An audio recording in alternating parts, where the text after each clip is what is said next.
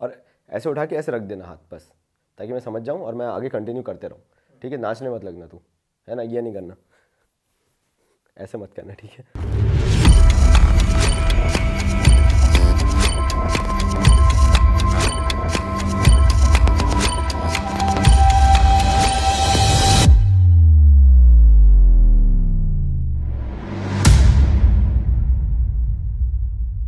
तैयार बैठे हो? बहुत अच्छे से। ज़रा पीछे मुड़ के घर वालों की खुशी देखो कि सुबह 8 बजे उठ रहे हो तुम। तो चलो आज राज खोल देता हूं, उसके बाद वीडियो चालू करूंगा कि ये सुबह 8 बजे क्यों आना। क्योंकि घर वालों की सबसे पहली प्रॉब्लम तुम्हारे साथ ये रही है कि तुम सुबह जल्दी नहीं उठते हो। और अगर तुम्हारे पीछे खड़े हुए घर वाले हंस रहे हैं, मुस्कुरा रहे हैं या देख के हैरान है कि यार ये बच्चा सुबह 8 बजे उठ के कैसे पढ़ाई कर रहा है, तो देखो तुमने आधी जंग वहीं जीत ली है। तभी तो मैं कहता हूं कि कॉमर्स बाबा एक एक्सपीरियंस है। जिनको बहाने मारने वो अभी भी बहाने मार रहे हैं, हम नहीं कर पा रहे हैं, नहीं हो पाएगा ये और वो, लेकिन तुम लोग चैंपियंस हो। तुम लोगों ने वो कर दिखाया है जो वाकई में आज 2020 का बोर्ड तुमसे डिमांड कर रहा है, एक कमिटमेंट, एक सीरियसनेस। और अगर इसी शिद्दत से और गहराई में तैयारी करनी है या और डिटेल्ड वीडियोस चाहिए कि नहीं भैया हमें तो बहुत ही डेप्थ में जाना है, तो आप सबके लिए सिर्फ एक डिसीजन लिया कि आप सबके पास एक हम्बल बंडल होना चाहिए। तो आप कॉमर्स बाबा की ऐप डाउनलोड कर सकते हो और स्टोर सेक्शन में से हम्बल बंडल ले सकते हो। अगर आपको इन डेप्थ डिटेल्ड वीडियोस चाहिए, कॉमर्स बाबा के गेस्ट पेपर्स चाहिए और कॉमर्स बाबा के वो शॉर्ट नोट्स चाहिए जो बाकी जगह 10-10, 15-15 पेजेस के हैं, आप उनको 3 से 4 पेजेस में निपटा सकते हो। अगर आपको चाहिए, you can always go to our commerce Baba app और स्टोर सेक्शन में 20 days pledge humble bundle available है। कहते तू होता कौन है कहने वाला, कहते कौन बातें तेरी सुनने वाला, मुझको ना लेना देना इससे जितने नकली बैठे घर पे सबको एक साथ किया डिसमिस।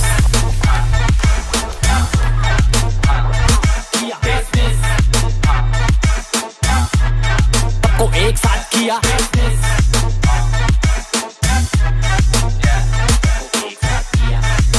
कैश फ्लो के 5th पार्ट में पहुंच चुके हैं और अभी भी ऑपरेटिंग एक्टिविटीज चल रहा है। 20 डेज प्लेज ऐसा है कि जब क्वालिटी लाते हैं तो कॉम्प्रोमाइज नहीं करते हैं, और जब मैं कॉम्प्रोमाइज नहीं कर रहा हूं तो तुम्हारी तो हिम्मत भी नहीं होनी चाहिए कॉम्प्रोमाइज करने की। 2020 बोर्ड्स का वर्ल्ड कप चल रहा है और जब तक तुम्हारे डिजर्विंग परसेंटेज नहीं आ जाते, घंटा छोड़ो 90, 95 मुझे फर्क नहीं पड़ता, मैं 60 में भी बहुत खुश हूं, लेकिन एक चीज होनी चाहिए, वो परसेंटेज तुम डिजर्व करने चाहिए। परसेंटेज तुम्हारा फेलियर शो ना करे कि तुमने एफर्ट ही नहीं डाला था, मैं सब में खुश हूं।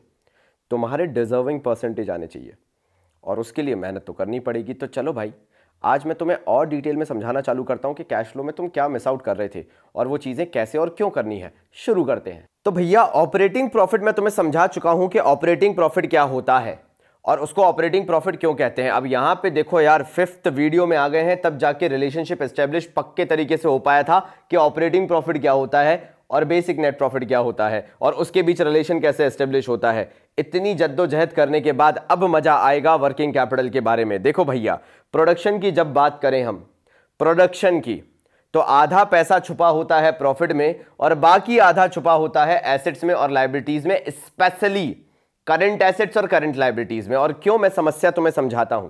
देखो भैया, जो पैसा होना था, लेना था, देना था, वो सब तो हो चुका है by the way of profit, लेकिन जो पैसा अटका हुआ है कहीं ना कहीं प्रोडक्शन साइकिल में, कौन सी साइकिल में, प्रोडक्शन साइकिल में, जो भी पैसा अटका हुआ है वो है या तो करंट एसेट में या तो करंट लायबिलिटी में। और याद रखना, करंट एसेट और current liability specifically denotes goods and services. मेरे पहले वीडियो से आ रहे हो ना अगर, तो तुम्हें पता है, ये मैं चीज बता चुका हूं।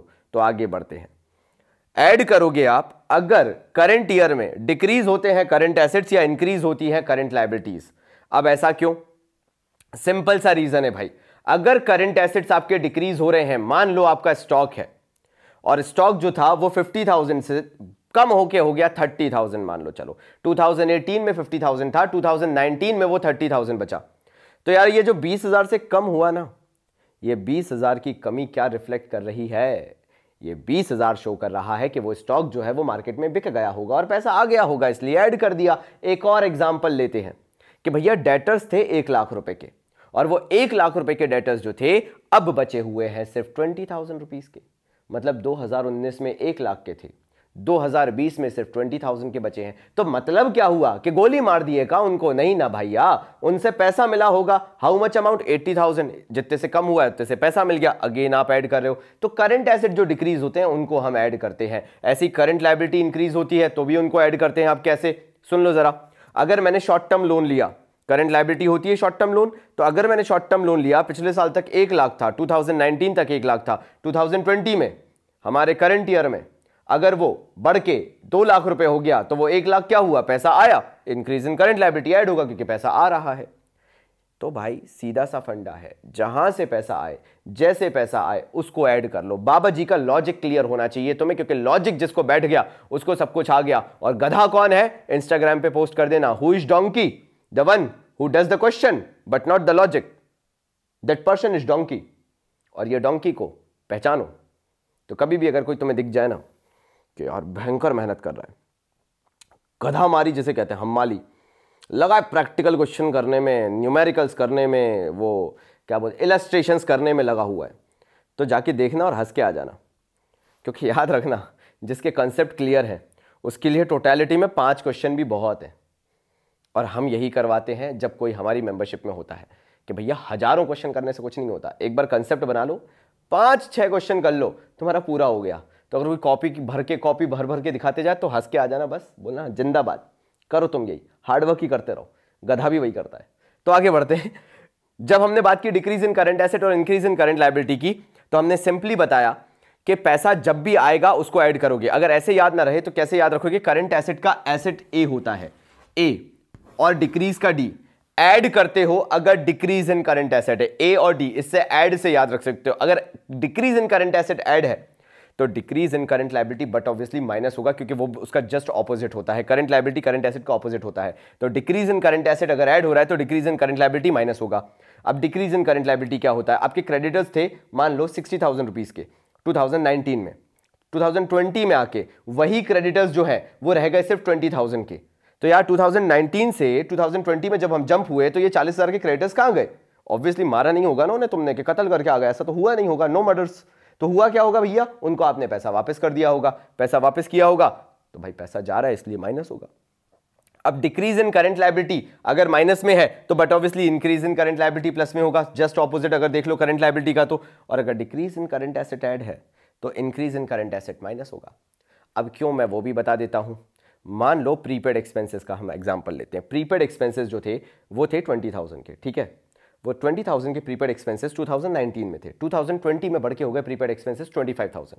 5,000 से प्रीपेड एक्सपेंस बढ़ गए, करंट एसेट है, लेकिन प्रीपेड का मतलब क्या हुआ? तुमने 5,000 का एडवांस और पे कर दिया तो पैसा तो गया होगा ना, इसलिए increase in current asset, prepaid expense बढ़ गया लेकिन फिर भी माइनस हो रहा है बिकॉज पैसा बाहर जा रहा है। अब मैंने तुम्हें पिछले वीडियो में सिखाया था कि कॉलम खींचने दो, जब 2 कॉलम खींचोगे तुम तो बाहर वाले कॉलम में कुछ लिखना ही नहीं है, जो अमाउंट का कॉलम रहता है, जो डिटेल का कॉलम है उसी में सब कुछ लिखना है। तो अगर पहले ये हेडिंग डालोगे, इसके बाद पूरे करंट एसेट करंट लायबिलिटीज लिखोगे, फिर ये हेडिंग डालोगे, करंट एसेट्स करंट लायबिलिटीज लिखते चले जाओगे, जो भी इसके अंदर आते हैं। नहीं आते सिंपली लिख के छोड़ दो, वहां पे नील कर दो, कुछ भी नहीं है। वहां पे जो अमाउंट्स लिखोगे वो अंदर वाले कॉलम में लिखोगे, डिटेल वाले कॉलम में लिखोगे, बाहर वाला जो कॉलम है वो छोड़ते चलना, उसके अंदर अभी कुछ भी नहीं आएगा। जैसा बाबा जी बोल रहे हैं वैसा करना है। अगर स्मार्ट बनना है तो, ज्ञानी बनना है तो, हार्डवर्क करना है तो करो जैसे करना था, कोई मना ही नहीं कर रहा है। याद रखना जो भी पॉजिटिव होता है, जो प्लस में आइटम होता है वो हमेशा ओपनली लिखा जाता है, लेकिन कैश फ्लो में जो भी नेगेटिव आइटम होता है वो अंडर ब्रैकेट आता है। ये चीज ध्यान रखना कि all the negative items will fall under bracket. सारे नेगेटिव आइटम्स को ब्रैकेट में लिखना जरूरी है। अब जब ये कर लोगे आप,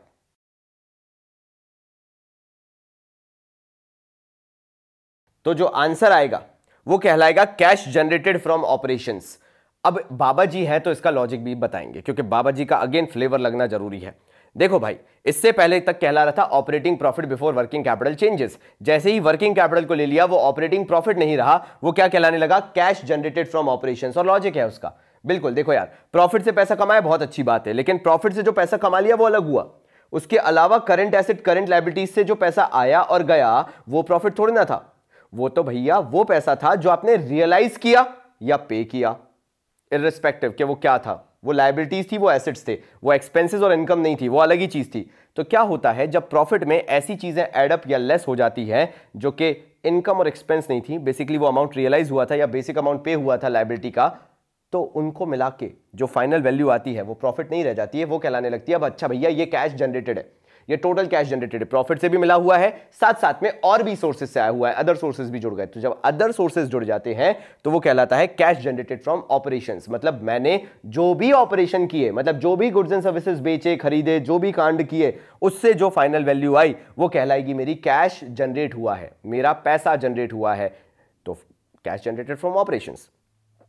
अब आपको क्या करना पड़ेगा वो मैं एक अच्छी एडवाइस देने वाला हूं। फाइनली आपका जो कैश जनरेटेड फ्रॉम ऑपरेशन आ चुका है, अब आपको उससे टैक्स माइनस करना है। अब मेरी बात ध्यान से सुनना, बाबा जी वापस आ गए सीरियस मोड में। एक होगा रिफंड ऑफ टैक्स, ठीक है। अब चाहे रिफंड ऑफ टैक्स, ये बड़ा शातिर इंसान है रिफंड ऑफ टैक्स, क्योंकि यही तुम्हारे कैश फ्लो को बिगाड़ता है और तुम फ्रस्ट्रेटेड होकर छोड़ देते हो क्योंकि तुम्हें लगता है कि तुम्हें कैश फ्लो कभी नहीं बन सकता। सुन रहे हो? तो ये रिफंड ऑफ टैक्स एडजस्टमेंट में नहीं दिया होता, ये कहीं भी दिया हो सकता है। तो अगर रिफंड ऑफ टैक्स दिया हुआ है तो वो हमेशा हमेशा हमेशा दो जगह आएगा। पहली जगह ऊपर जब प्रॉफिट निकालते थे तो याद करो मैंने माइनस करवाया था, क्यों करवाया था, रीजन भी बताया था। और एक और जगह आता है और वो होता है जब आप टैक्स पेड करते हो। अब ये टैक्स पेड किसी की बुक में कॉर्पोरेट टैक्स दिया हो सकता है, किसी की बुक में इनकम टैक्स दिया हो सकता है, किसी की बुक में कॉर्पोरेट इनकम टैक्स दिया हो सकता है, तीनों में से कोई भी नाम हो सकता है। तो मैंने टैक्स पेड जनरली लिख रखा है। उस टैक्स में से भी जो आपने टैक्स पे किया है उसमें से भी उस रिफंड को माइनस करना पड़ता है, क्योंकि आप ये देख के चलते हो कि आपने करंट ईयर में कितना नेट टैक्स पे किया है। तो टैक्स माइनस कर दोगे आप, रिफंड जो भी नेट वैल्यू आएगी वो बाहर कैश जनरेटेड जो आया था उससे माइनस हो जाएगी। अब जो फाइनल आंसर आएगा अगर पॉजिटिव आता है तो कहलाएगा कैश फ्लो फ्रॉम, मतलब फ्लो हुआ है, मतलब पॉजिटिव आंसर है। और अगर नेगेटिव आता है तो cash used in operating activities आएगा। और जो भी वैल्यू होगी वो सिर्फ वही अकेली वैल्यू होगी जो बाहर वाले कॉलम में जाएगी, अमाउंट वाले कॉलम में जाएगी। अब कई लोग बोलेंगे इससे क्या होता है, ये छोटी सी चीज के लिए इतने होशियार बन रहे थे। बेटा छोटी छोटी चीजों से इंसान बहुत बड़ा बनता है, याद रखना। और उसी से इंसान का जो एक स्टेटस होता है ना वो यहां पहुंच जाता है। और तुम्हारी उसी सोच के कारण तुम यहां रह जाते हो, कभी ग्रो नहीं कर पाते, क्योंकि तुम उन छोटी छोटी चीज़ों से कॉम्प्रोमाइज़ कर लेते हो। हम डिटेलिंग में बिलीव करते हैं, हम आर्ट में बिलीव करते हैं, and art is all about detailing.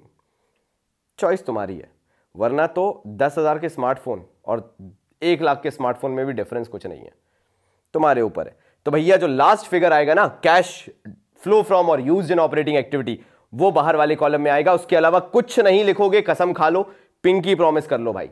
इसके अलावा हमें कुछ लिखना ही नहीं है बाहर वाले कॉलम में। क्यों? ये बोर्ड में बहुत अच्छा काम करता है, बिकॉज तुम्हारे बाहर वाले कॉलम में, याद रखना, जो बाहर वाला कॉलम है उसमें सिर्फ 3 आइटम होते हैं, ऑपरेटिंग एक्टिविटी का, इन्वेस्टिंग एक्टिविटी का और फाइनेंसिंग एक्टिविटी का आंसर। इससे फायदा क्या होता है, जब बोर्ड का प्रेशर तुम्हारे सर पे रहता है, अलार्म क्लॉक जो रहती है वो 3 घंटे चलती रहती है कि 3 घंटे में पेपर खत्म करना है, दिमाग में घंटियां बजती रहती हैं, तब वो सिर्फ 3 आइटम तुम्हें बहुत हेल्प करते हैं। वरना कई लोग ऐसे होते हैं कि भैया वो आइटम छोड़ के कैश जनरेटेड फ्रॉम ऑपरेशन भी छोड़ देते हैं, मतलब छोड़ क्या देते हैं, ऐड कर देते हैं, और उनका आंसर कभी टैली ही नहीं होता कैश फ्लो का। और वो सोचते हैं, सोचो साल भर इतनी मेहनत की और यहाँ पे बिल्कुल कचरा करके आ गए।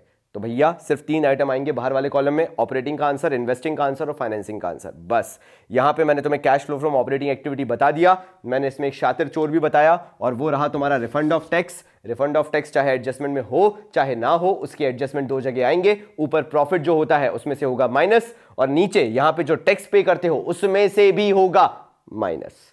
आगे बढ़ते हैं। कहते कौन बातें तेरी सुनने वाला, मुझको ना लेना देना इससे, जितने नकली बैठे घर पे सबको एक साथ किया डिसमिस,